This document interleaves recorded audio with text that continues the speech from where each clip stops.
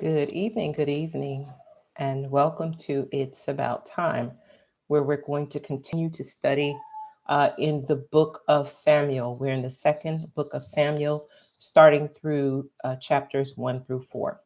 And as we start off in the scripture, it talks about um, David and the news that he actually receives. So it came to pass after the death of Saul, when David had returned from the slaughter of the Amalekites, and David had stayed 2 days in Ziklag. And on the third day, behold, it happened that a man came from Saul's camp with his clothes torn and dust on his head. Now we remember when we studied back in Job, where it talked about that whenever there was a great grief, um, that the clothes would be rent or torn and they would throw dust on their head as a sign of grief. So David could identify what was going on when the man came to him. But David continued the situation, and when the man came before him, he fell prostrate before David and said to him, um, David asked him, "Where'd you come from?" And then so he goes on and he tells him that he escaped from a camp of Israel. Then David said to him, "How did the matter go? Please tell me." And he answered, "The people have fled from the battle. Many of the people are fallen and are dead, and Saul and Jonathan, his son, are dead also." Now we remember that in um, the when he sought Samuel to ask about if he would be victorious, he told him that he and his sons would die on Mount Gilboa. So that was already a known thing. But as David actually received the information, we have a couple of ironic things happening here. We had, uh, um, first of all, that the Amalekite comes and tells David of the death of Saul. Now, how ironic when Saul was given the commission to annihilate them, yet he allowed so many of them to live and actually escape. So, here, the irony of what we're talking about, we'll see a little later. And when he came, it's just like he was just totally uh, grieved when he saw David, because he knew he should be appearing before a king. And then so it goes on and says, "So David said to the young man who told him, 'How do you know that Saul and Jonathan are dead?' And then he says to him, he says that he was actually there. Now, when he looked behind him, he saw me and called to me, and I answered him, 'Here I am.'"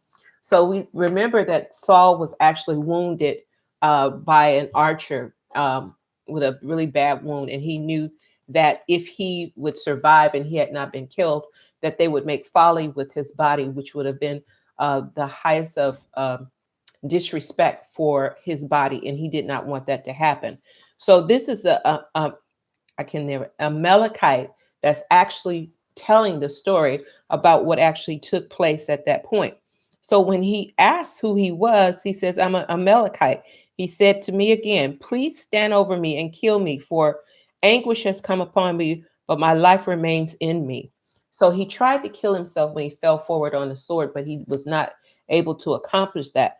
So he asked his first armor bearer to do it, as we remember, and they wouldn't do it. So, but this particular person, the person that he was assigned to annihilate from the beginning, did take the stance to actually kill him. And he says, "And I killed him because I was sure that he could not live after he had fallen. And I took the crown that was on his head and the bracelet that was on his arm, and I brought them here to my Lord."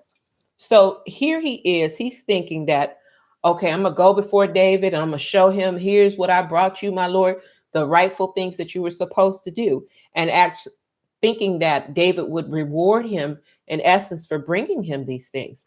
But the opposite, we're going to see exactly the opposite took place, because by all right, if he had placed the crown upon his head because he had been anointed as the king, um, to be a king over 20 years prior. So was this the appointed time for him? But we'll find out that different things start to take place. Then what happened? David twisted the script. David, instead of taking joy and adulation in the demise of Saul, he took on the role of mourning, because we know about the close relationship that he and Jonathan had. But he had such respect for God's will and role. Even Saul, even though he sought to do so many things to him, he still had reverence for the position. Now, how many of us sit around and we wait for someone to fall so that we can actually jump on the bandwagon and participate in their demise and tearing them down? But here we find someone of a character that understood exactly what all of this meant and his role and purpose in this. It says, therefore, David took hold of his own clothes and he tore them, and so did all the men that were with him. So everyone felt that mourning spirit, that they would mourn for Saul. And they mourned and wept and fasted until the evening for Saul and Jonathan his son, for the people of the Lord and the house of Israel, because they had fallen upon the sword. So he gave him the honor that would have been necessary, even though he did all these things to him. He chased him, he tried to kill him, all these things. But when it came down to the end, he did the right thing. And not only him, but his men did the right thing. And they fasted, which was customary, that they would not eat bread until the eve, after they had started their fast. And then when we look at the generosity of David's soul, and he was just, he poured out, he cried sincerely, of the noblest tears that he had ever cried for Saul, and not to forget about Jonathan, because he loved Jonathan beyond anything. Jonathan was closer than a brother to him. Sometimes we have those relationships, even though we may be kin by blood, we might not have that closeness, but there could be someone else that is in our life that brings that we're that close with. So this is what he's having. So David was just not happy. So when later we go down through 13 and 16, he talks about um, telling him to come here. He's like, the Amalekite, he says, come on here.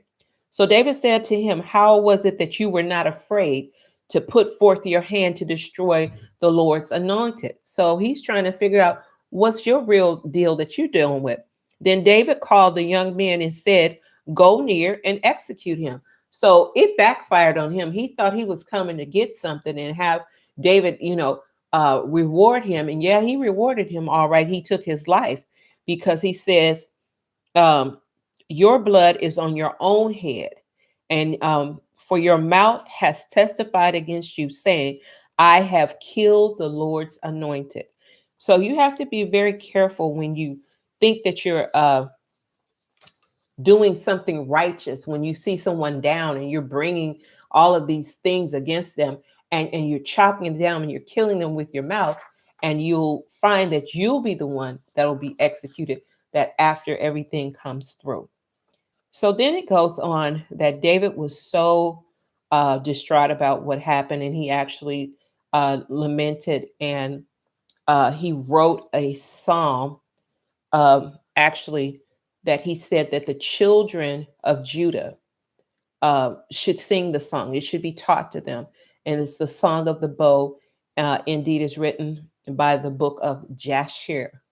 So what it is a book of poetry, Hebrew poetry, where he actually wrote. And a little bit of it, it says, the beauty of Israel is slain on your high plains. So he's talking about what happened on Gilboa, Mount Gilboa, how the mighty have fallen. Tell it not in Gath, proclaim it in the streets of Ashkelon. Lest the daughters of the Philistines rejoice, lest the daughters of the uncircumcised triumph. Here again, we have that uncircumcised.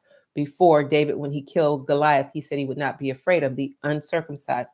So here he's pulling all this in so that you know exactly what took place.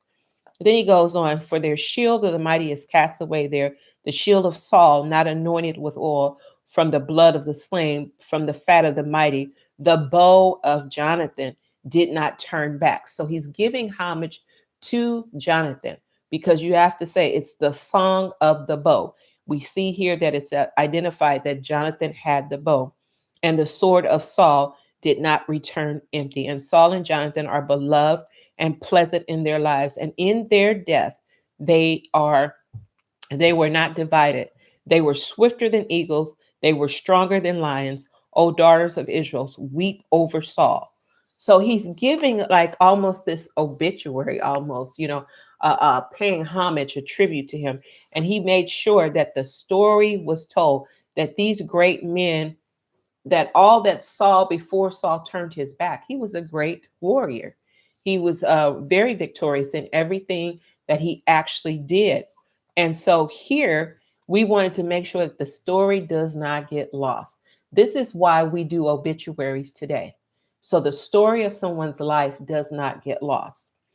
Then he goes on um, to talk about how he was just dedicated to talk about how mighty they were and that the mighty had fallen. So that is all of one. So then when we go over to chapter 2, it talks about David once again, king of Judah. It happened that after that, David inquired of the Lord, saying, shall I go up to any of the cities of Judah? And the Lord said to him, go up. Now we see here now that David is inquiring of the Lord here.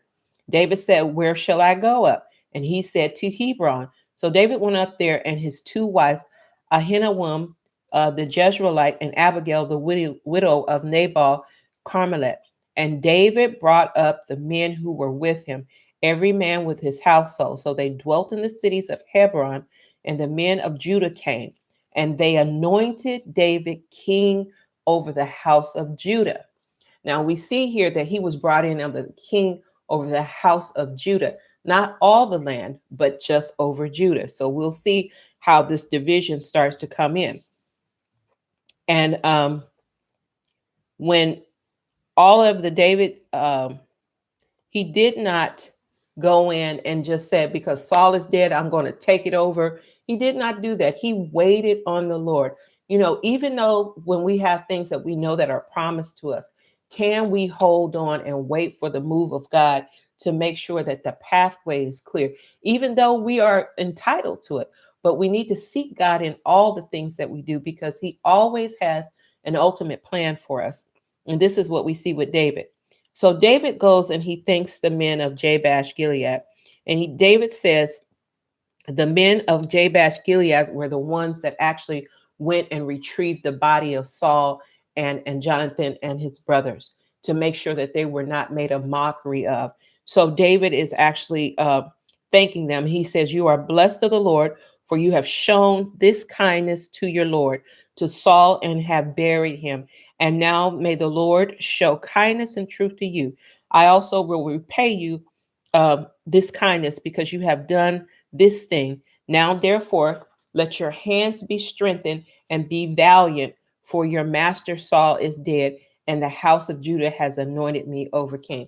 So he's telling him, thank you for everything that you've done. He says, but I'm looking at who you are, that you are strong and valiant men, meaning you're not scary, you're brave. And that he's saying that he can actually have these type of people around him. If you're looking for a place to be, you can come and be in the house of David, the king of Judah. This is what he's explaining.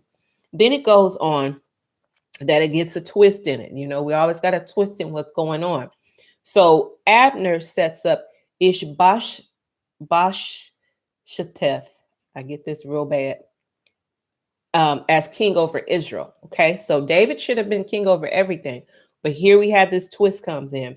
So Abner, who's the son of Ner, commander of Saul's army, took Ishbosheth, the son of Saul, and brought him over to Mahanaim, and he made him king over Gilead, over the Ashurites, over Jezreel, over Ephraim, and over Benjamin, and over all of Israel. And then Saul's son was 40 years old when he began to reign over Israel, and he reigned for 2 years. Only of the house of Judah followed David. And at that time, David was king in Hebron over the house of Judah for 7 years and 6 months. So here we have this surprise package that actually showed up, because when you actually hear about the sons of Saul, you hear about the mighty warriors they were. You don't hear about this particular person.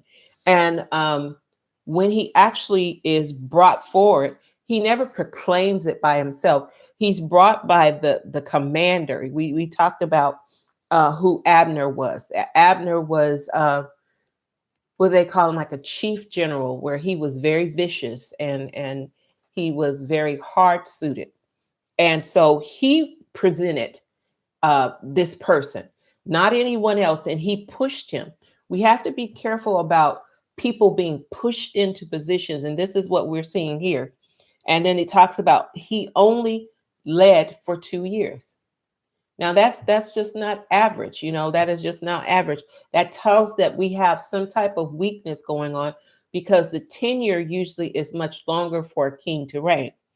So we have David that reigned 7 years and 6 months. So what we come to find out in all of this with this story is that as Abner actually came, and he basically caused this rift, because I'm going to mess his name up again. Bless the Lord, bless the Lord, bless the Lord. Ishbosheth, okay, Ishbosheth, he was a weak man, but it was that Abner was the strength. He was the strong man behind the scene. So Abner did things to make sure that he could push him and therefore kind of pull the puppet strings. So this is the type of leader that Ishbosheth was. And so now it starts to talk about there was actually a war that came up. And then it says, now Abner, the son of Ner, the servant of Ishbosheth, the son of Saul, went out from Mahanaim to Gibeon, and Joab, the son of Zeruiah, and the servants of David, went out and met them by the pool of Gibeon. So they sat down, one on one side of the pool and on the other side of the pool. And Abner said to Joab, let the young men now arise and compete before us. And Joab said, let them arise. So they arose and went over by numbers, 12 from Benjamin, and the followers of Ishbosheth, the son of Saul, and 12 from the servants of David. Now, in this, it was actually a matchup against each other. And that what they actually did was, it was a fight to the death. And what they ended up doing was putting each other in headlocks and actually using a sword. And they stuck each other in the side.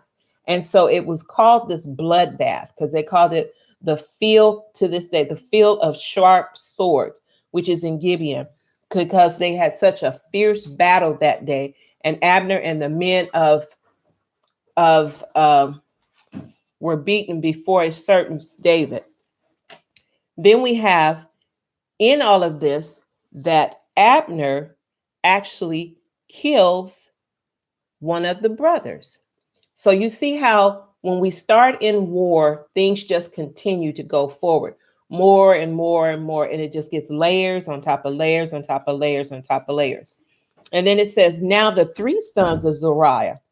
Now we remember that Zeruiah is actually the sister of David. Okay, that's David's sister, Zeruiah. So there were David's nephews, Joab, Abishai, and Asahel. So those were the sons. Okay, so they were kind of rambunctious. I'll just put it that way. They were rambunctious, and they were feeling themselves because they were participants in the army, and they did a lot of stuff that was going on. So they were the strong men from that particular lineage. And then it goes on, Abner kills Asahel. And it says, now the three sons of Zeruiah were there, Joab, Abishai, and Asahel. And Asahel was as fleet of foot as a wild gazelle. So he was fast. He wasn't waiting. He's ready, set, go at all times. So Asahel pursued Abner, and in going, he did not turn to the right hand or to the left, following Abner. So he was in hot pursuit of him. He wanted to make sure that he could get him. So then it got down to the point. So Abner said again, Asahel, turn aside from following me. He said, stop following me, dude. Stop. Don't do this. He said, why should I strike you to the ground? How then will I be able to face your brother Joab? So Abner already knew what he was working with and how he was going to handle this whole situation with him. And he knew that he was going to end up hurting him. But because of the zealness of Asahel, what he felt, this rage, he wanted to get a big prize for himself. He would not back down, even though Abner was the stronger and most skilled because he had been a war chief before. And so what he did was he struck him in the stomach, not with the sharp part, but in the blunt part of it. And the end of the stick went through his stomach. It came out his back. And right there, he died. He died in a pool of blood. So he already knew that this was going to cause some bad blood, but it was almost like self-defense, because we have to remember that the only way that you can be excused from a death is that it was accidental or self-defense, that you were defending yourself. So then Joab and Abishai also pursued Abner as the sun was going down. And when they came to the hill of Ammah, which is in the Gion, by the road of the wilderness of Gibeon, now the children of Benjamin gathered together behind Abner and became a unit and took their stand on the hill. So he went and got backup. He ran to where he had backup. So now you got two people trying to come at him, but now you have a whole mob of people that are actually showed up and they're backing Abner. Then Abner called to Joab and said, "Shall the sword devour forever?" It's like, how long are we going to be doing this? How long are we going to be going through all these things? And then he says, "Unless you have spoken, surely by the morning, all the people who have given pursuing thy brethren." So Joab blew a trumpet, and all the people stood and did not pursue Israel anymore. So he calls a kind of truce in between everybody, just like, let's just stop. Let's just stop, because it's just going to keep going on and on and on, and more people are going to die. So then when we go on to between 29, that it goes on, it says, "Then Abner and his men went on all that night through the plains, crossed over the Jordan, and went through the Bithron, and came to Manaim. So Joab returned from pursuing Abner, and he had gathered all those people together. So he was securing his positions.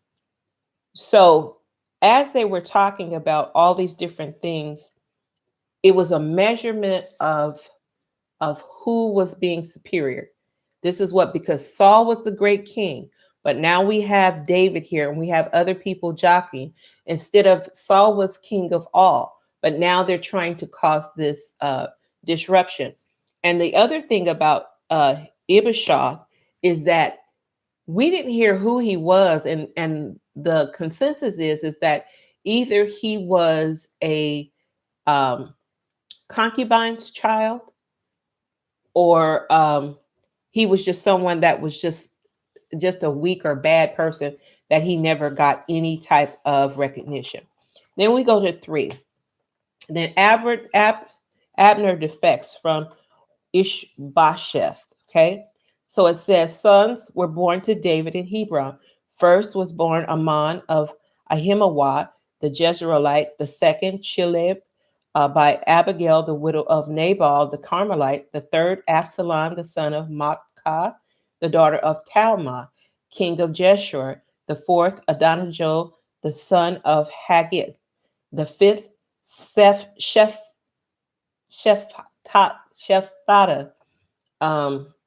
the son of Abital. And the sixth, Ithram, by the David's wife Eglah, were born to David in Hebron. Now we see that David got quite busy in what he was doing. He had all of these wives. And the thing about it was that God wanted so much more for David. And because God believed in the sanctity of marriage, and where David went wrong was that he was just, he was weak to his flesh. What he saw, he wanted. He had 6 different wives, and he had 6 different sons from all of this. And against God's heart for marriage. God believed in marriage. He believed in him having a one wife, one. He didn't believe in all this polygamy. So all of these sister wives and things like that, that's not a God. He did not believe in any of this kind of stuff.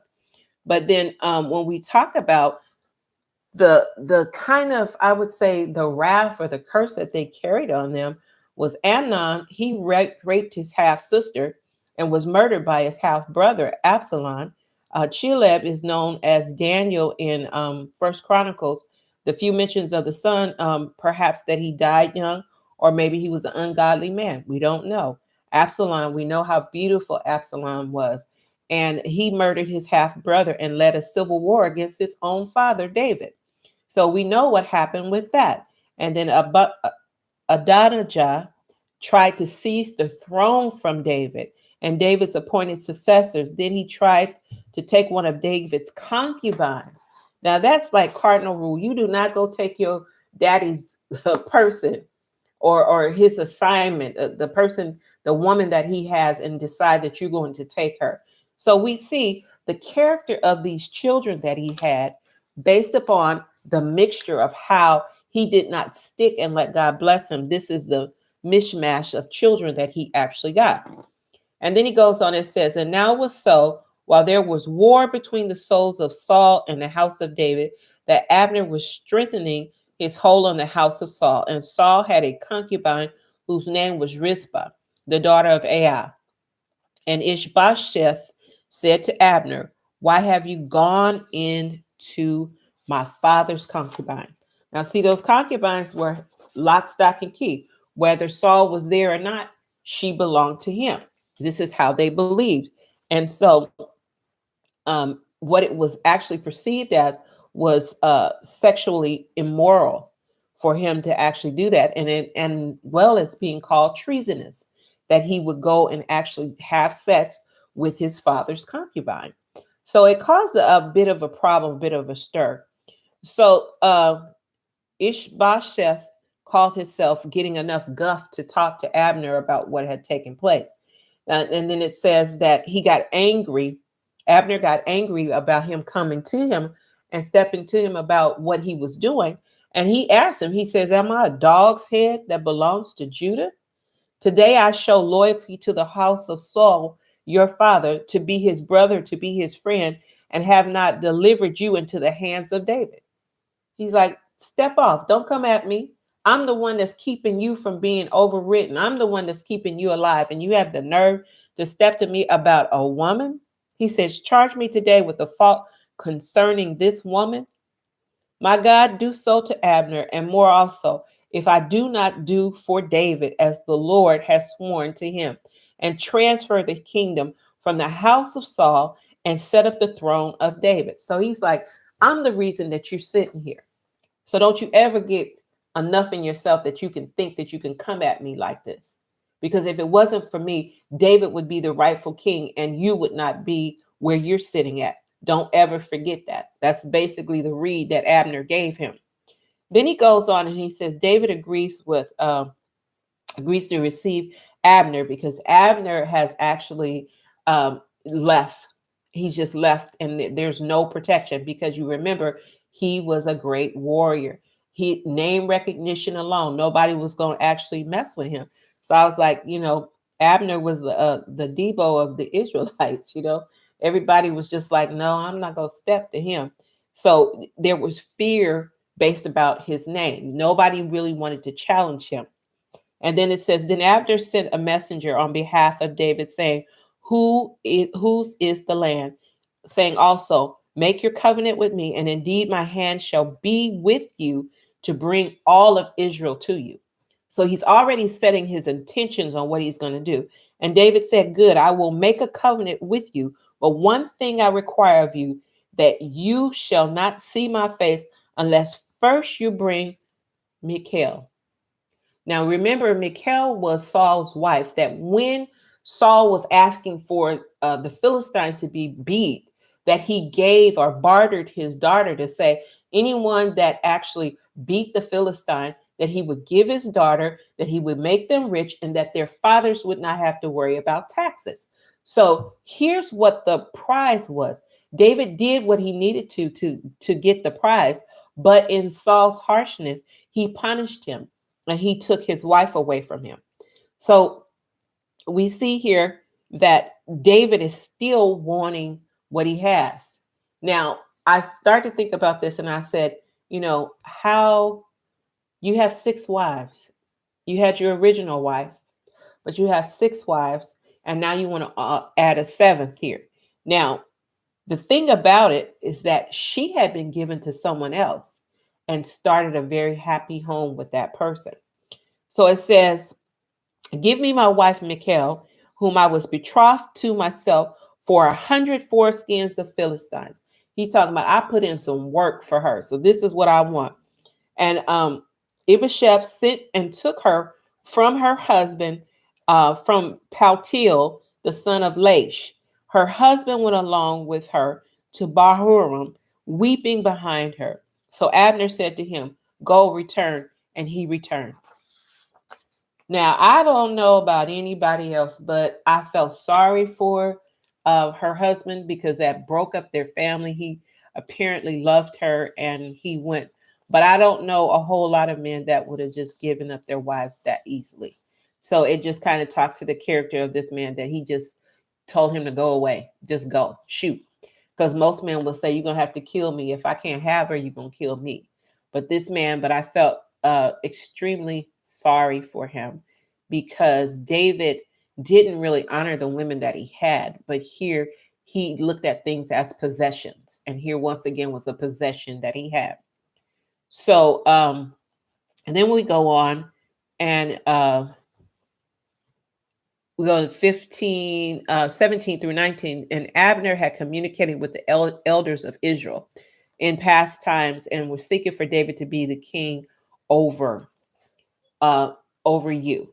And now then do it. The Lord has spoken of David, saying, by the hands of my servant David, I will save my people from Israel. So now we have Abner advocating for David at this point, because now he's showing Ibasheth exactly what's going on and that he doesn't have his protection anymore. So now he's going out and he's actually petitioning with the elders, telling them to look, let's see what we have before us and how things are, and that David is our rightful king. So then it says, so Abner and 20 men with him came to David at Hebron, and David made a feast for Abner and the men who were with him. Then Abner said to David, I will rise up and go and gather all of Israel for my Lord. So he's making good on what he said that he could do. He can back up everything that he's saying. This was David showing himself wise and generous toward a former adversary. So we know that he was the enemy, but David was wise enough to lull him in and to actually have the protection that he needed from him, and the skill set. But we start to see that started to cause some issues as well. So then we have Joab actually murders Abner at this point because he killed his brother. That was just it. And if you remember, back then, the thing of it is that if someone was killed, that you could take a life for a life. So he felt that he was in his right. And then it goes on, he says, but Abner was not with David in Hebron, for he had sent him away and he had gone in peace. So Abner wanted the blessings that he had brought what he said. He did what he said, but he went away and with the peace blessing upon him from David. When Joab and all the troops that were with him had come, they told Joab, saying, Abner, the son of Ner, came to the king, and he sent him away, and he was gone in peace. Then Joab came to the king and said, what have you done? Look, Abner came to you. Why is it that you sent him away? So Joab is hot right now with his uncles, just like, how you gonna do this? Do you know what he did to our family? So this is how he's kind of come out, because he's upset that he's allowed him in the camp. And Joab is actually saying that, you know what? He could be a traitor. He could be deceiving you. You killed my brother, but you just welcomed him with open arms. Remember who he was. He was the chief general for Saul's army. He was the strong man. But Joab, you have to remember, he was at David's army. So there was a bit of jealousy going there, that he was worried that he may lose his spot and lose his space. So then it goes on that the murder plot starts. And then it says that Joab had came and gone from David's presence, and he sent messengers from Abner, who brought him back from the well of Sirah. But David did not know it. So here's the plot, that when you send a word to say the king wants you, then everybody does and returns, stops what you're doing and come back because of the loyalty to the king. And then so he says, uh, Joab took him aside in the gate to speak to him privately. So Joab has lured him back outside. Now, here's the point you got to remember, outside of the gate.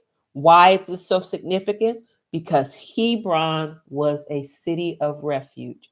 Remember, we learned about the city of refuge when you were there, that once it was deemed that it was not, you were not guilty, that you were giving grace to actually live within those gates and nothing could happen to you. But guess what? Joab pulled him and talked to him outside of the gate. So this is where the murder plot stopped. And he actually killed Abner. And so when David heard about that, David denounced the killing of Abner. He said, so Joab and Abishai, his brother, killed Abner because he had killed their brother Ashahal at Gibeon in the battle. So this was their particular uh, justification to do it. But David was so upset about what happened that David did not present a blessing over them, but he yet pronounced a curse over them for what they had did, and basically told them that the blood was on them, that what they had did, how they lured him in. And then David led mourning for Abner, and Abner actually he says, God do so to me and more also. He had went through the regular lamenting and grieving and crying aloud. And then, during that time, you're not supposed to eat. And so at this point, because David had not ate and he had been weeping, that they tried to entice him to eat. And he says, if I taste bread or anything else till the sun goes down, he could not do it, could not put things in his mouth because it would be dishonor to the ones that are being mourned. He says, for all the people and all Israel understood that the day had been the king's intent to kill Abner, the son of Ner. Then the king said to his servants, do you not know that a prince and a great man has fallen this day in Israel? Listen to the accolades that he's actually giving Abner. And I am weak today, though anointed king, and these men, the son of Zariah, are too harsh for me. He's like, that's not how I want my camp to operate. The Lord shall repay the evildoers according to their wickedness. So he pronounced that over him. So then we get down to the final one. He talks about the weakness that's actually found in the house of Saul. So what started to happen was that a bit Abishai knew that his days were actually going to be numbered because he knew what happened with Abner and where Abner had been, and now Abner had died. So his protection was gone. So he got afraid. He lost his heart. Then it says, now Saul's sons had two men who were captains of troops. The names were Benaiah, the son of Rechab, and son of Rimeon, the Barathite, and the children of Benjamin. Because they had fled and had sojourned until this day, Jonathan, Saul's son, had a son who had a lame foot. We remember that when they came in the town and they wanted to kill everybody, that the maid took the child, and as she was running away, she dropped him and he became lame and his name was Mephibosheth. He had a lame foot. Now, according to tradition, he was in line to actually be a king because he's a direct descendant from Saul. So what happened was Benaiah and Rechab actually murdered Abishai. So what they did was that they caught him laying on his bed. They took noon naps and stuff. So they caught him on his bed and they actually stabbed him through his abdomen, and they killed him right there in his bed. Now the thing about it shows the weakness and the breakdown, because if Abner had been there, there would always have been a guard with him. But because of the breakdown and the removal of the muscle from him, he fell to uh, the wiles of these people that wanted to kill him. And then so what happens is David, these two come and they're just like the Amalekite coming to say, this is what happened.